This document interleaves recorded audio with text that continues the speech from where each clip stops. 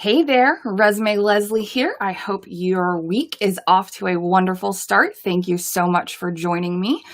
Before we get into our topic for today, I want to let you know that I'll be going live 3 days this week and next Monday. So I want to just let you know a little bit about what those topics are. If you are not following me on all of your favorite social platforms, be sure to do that at Resume Leslie. That way, wherever I go live, you can be sure to catch me. Today, our topic is 3 resume must-haves. Tomorrow, Wednesday, I'll be talking about finding the right keywords for your resume.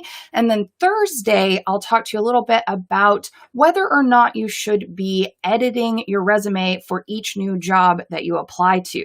So that's this week. And then Monday, October the 5th, I will be doing live resume reviews again. I've got all my tech issues figured out, and I'll be coming live on Monday to do 2 more resume reviews totally live. So all of those live sessions will be at 10:05 a.m. Eastern time, same as this one, same as all the other ones that I've done so far. So I hope to see you there. I hope that you will join me for those lives. Okay, so moving into today's topic, it's all about 3 resume must-haves. So I know that there's a lot of information and advice out there about how to write a good resume, but I really sat down and thought about, okay, if someone were to only have a few minutes or just a little bit of time to revamp their resume and make sure they're doing a few things right, that's what I wanted to talk to you about today. So the first resume must-have that I want to talk about is a target. Your resume really has to have a target, a clear target, in order to be sort of maximum successful in your job search. You can't just be open to anything. And I still talk to a lot of job seekers who say, I'm interested. I can do a lot of different things. My background has given me a lot of great skills. So I'm open to anything. I can kind of do anything. And the problem with that, number one, is that it's just not direct or detailed enough to give anyone that you might be networking with a good idea of where they might be able to help you find a job. If you're more specific about what your target is, then the people that you're networking with can help to pass along opportunities to you.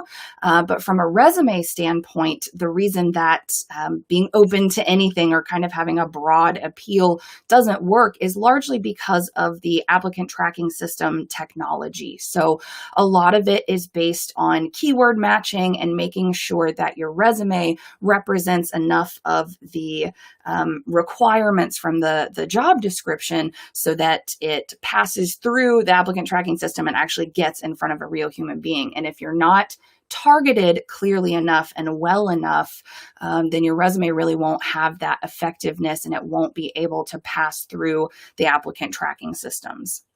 Now, when I talk about targeting, I want to be clear that it doesn't necessarily have to be one specific job that you're targeting. And that might be a little bit different from some of the advice that other resume writers put out there. But what I really advise to do for a large percentage of professionals is to target a career area or job type.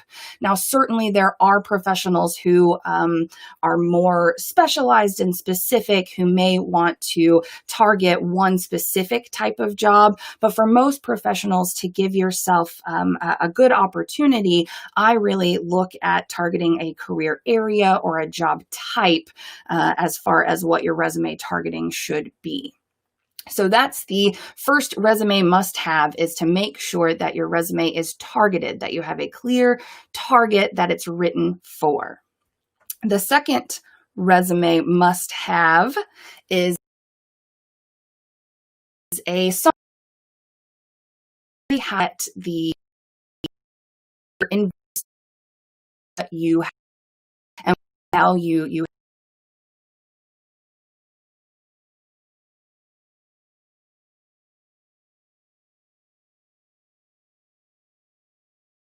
really takes away from that opportunity for you to engage your reader. So when you just jump right into your education or your employment, you aren't giving them any context to sort of start out with. It's a little bit jarring, especially for a busy recruiter who's reading sometimes hundreds of resumes for a position. If you just start right out with, I went to school here, or here was my previous job, that doesn't give them anything to go on about you. But if you can start with a profile or summary section that tells them sort of the big picture value of what you have to offer and uses engaging language and the right keywords for the job, that can really work to hook their attention. And that's what you want, because if you can hook their attention right away with something engaging, something that's unique about you, something that really speaks to their pain points and what it is that they're looking for in hiring for this role, that's going to make them so much more interested in then reading the rest of your resume. So if you can catch their attention early, you have a lot more likelihood that they'll spend extra time on the rest of your resume. So you're automatically sort of elevating yourself above other people if you've got that engagement and that interest level, and you hook their attention early on. The third piece of the puzzle, the third resume must-have that I want to talk to you about is proof of potential. So I kind of went back and forth a little bit of exactly how to title this one, because I originally was going with results. You have to have results. That's really what it is that I'm driving towards. However, I do understand that there are professionals who maybe don't have a lot of substantial experience, and they don't maybe have yet results or achievements or specific things to point to. So I say proof of potential because you don't have to necessarily point to these specific achievements that you've made. If you're early on in your career or you don't have a lot of good substantial work experience, you can point to things like your soft skills or personal traits that make you a good employee. These things show proof of potential just as much as any other specific achievement. So if you can show that you're a great collaborator, or you're very driven to succeed, or you are a quick learner or an excellent communicator, all of those things can show your potential if you don't have specific things to point to. Now, if you do have some substantial work experience under your belt, the best possible thing that you can do is point to your results, because they really do help to show your potential. So as far as results go, you can look at quantifiable achievements, which means anytime that you've achieved something, contributed something, that you can tie a metric to, a numeric value, a dollar amount, or percentage sign. Those are really effective ways to show your results. But I know a lot of professionals don't have or have jobs that don't lend themselves necessarily to that kind of metric-based measurement. So there are also qualifiable achievements that you can point to as well. If you can point to maybe a process that you implemented and then was picked up throughout your department because it was so good.